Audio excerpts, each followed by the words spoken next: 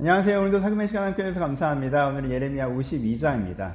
이미 언급되었던 예루살렘의 함락 장면으로 예레미야서를 마치고 있죠. 내용을 함께 살펴보도록 하겠습니다. 첫 번째 장면에서는 시드기야에 대한 평가가 나와 있습니다. 시드기야에 대해서 어떻게 이해하고 계시죠? 여호야김을 본받아서 악을 행했던 왕이다 라고 말씀해주고 계십니다. 여러분, 우리가 역사적인 상황들을 쭉 보면 둘 사이 분명히 질적 차이가 있었죠. 여호야김은요, 아예 대놓고 하나님 반대편에 서서요, 예레미야도 죽이려고 했고요, 어떤 선지자를 죽이기도 했습니다. 그렇죠? 그 당시 예레미야는 도망자의 신세였어요. 시드기야는 나름대로 예레미야를 보호하기도 했고요, 예레미야에게 귀를 기울이기도 했고요, 예레미야와 함께해서 뭔가 부운동을 시도한 적도 있었죠. 그런데 전체적인 평가는 어떻게 됩니까? 여호야김을 본받아 악을 행했다라고 표현을 합니다. 시드기야가 갈등하는 과정이 있었지만 결국 여호야김과 같은 스탠스, 그렇죠? 상황에 따라서 결정하고 하나님의 뜻을 무시하고 자기 생각대로 가는 그 지점에 자기의 의사결정을 뒀잖아요. 그 부분 때문에 시드기야에 대한 평가는 여호야김을 본받아 악을 행했던 사람으로 평가되어지고 있습니다.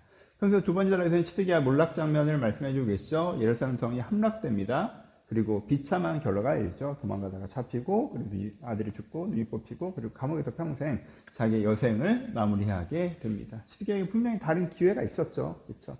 안타까운, 정말 안타까운. 이것을 딱 볼 때 정말 안타까움이 느껴지는 장면이죠. 그냥 어떤 면에서는 여호야김처럼 시종일관 저랬으면 모르겠지만 정말 잘할 수 있는 고민의 과정들이 있었던 사람이 결국 잘못된 선택을 하고 결국 이렇게 된 것을 보면 되게 안타까운 감정이 들고, 그것이 시드기야에 대한 것뿐만 아니라 어떤 면에서 유다의 몰락에 대한 우리의 감정일 수도 있을 것 같습니다. 세 번째는 무너지는 성전의 모습을 보여주고 있습니다. 성전이 불타고요, 성전의 기물들이 전리품이 되는 모습을 적고 있죠. 그렇죠? 이게 얼마나 하나님의 실패 같은 장면이고, 그렇죠? 유다의 멸망의 장면인지, 이렇게 되어버렸구나. 결국 솔로몬이 지은 그 아름다운 성전이 이렇게 불타는구나. 솔로몬이 찬양하면서 붙였던 그 성전의 기물들이 다 뜯어져가지고 무슨 짐짝처럼, 하나님의 물건인데 짐짝처럼 바벨론 군대에 실려서 끌려가는구나. 예. 그러니까 우리가 완전히 패배했구나, 이렇게 돼버렸구나라는 정말 비참한 장면으로 세 번째 장면을 보여주고 있습니다. 그리고 네 번째 단락에서는 포로가 된 지도자들의 모습을 보여주고 있죠. 4,600명의 포로라고 이제 제한된 숫자가 나타나는데 지도자들이라고 보통은 이해되고 있어요. 그러니까 이제까지 자기 나름대로 이렇게 해야겠다, 예레미야를 무시하고 나라를 이런 식으로 이끌어왔던 사람들이 결국은 지도자의 자리에서 포로의 신세로 전락하는 모습을 보여주고 있습니다.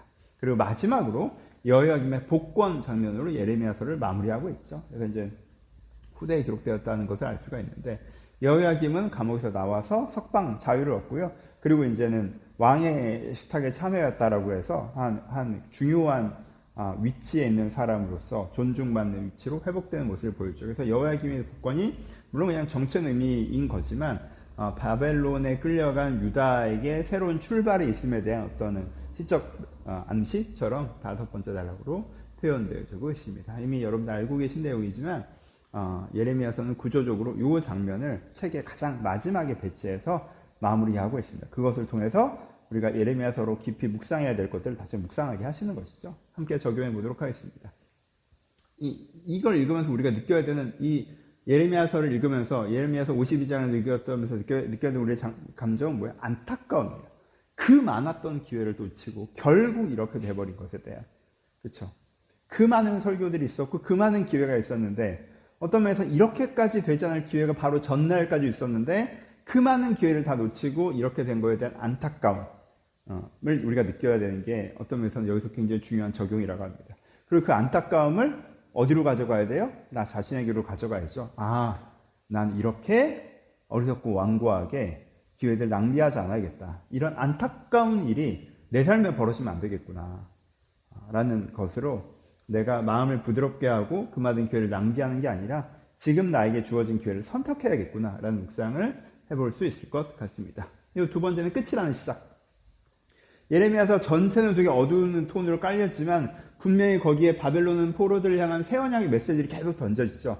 여러분, 이거는 끝이에요. 누가 봐도 끝의 장면이에요. 성전이 불타버렸고 성전의 기물들이 전리품이 돼버렸어요. 하나님의 실패처럼 보이고 유다란 국가의 실패처럼 보여요. 근데 그 실패에서, 분명히 실패죠. 분명히 끝이에요. 근데 그 끝에서 다시 하나님은 시작하시죠. 그래서 내가 정말 무엇인가 잘못해서 어떤 끝에 도착했다 할지라도 끝이 아니라 거기서부터 하나님께서 새로운 것을 시작해 나가신다는 거예요. 소망의 메시지로도 우리가 52장을 묵상해 볼 수 있습니다.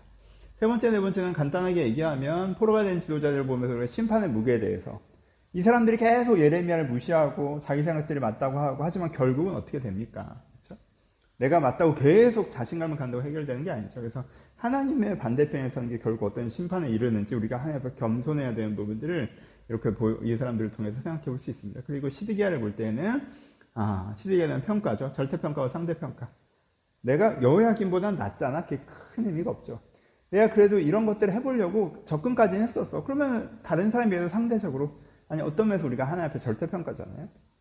우리가 하나님의 기준을 내 삶의 기준을 받으려서 그것을 선택하는가 선택하지 않는가에 대한 부분이 되게 중요하다라는 부분들에 있어서 나를 포장하는 상대평가 쟤보다는 낫다라는 것 때문에 내가 괜찮다고 착각하지 않아야 되는 부분들도 묵상해 볼 수 있을 것 같습니다. 가장 핵심은 예레미야서 전체 메시지가 되겠죠.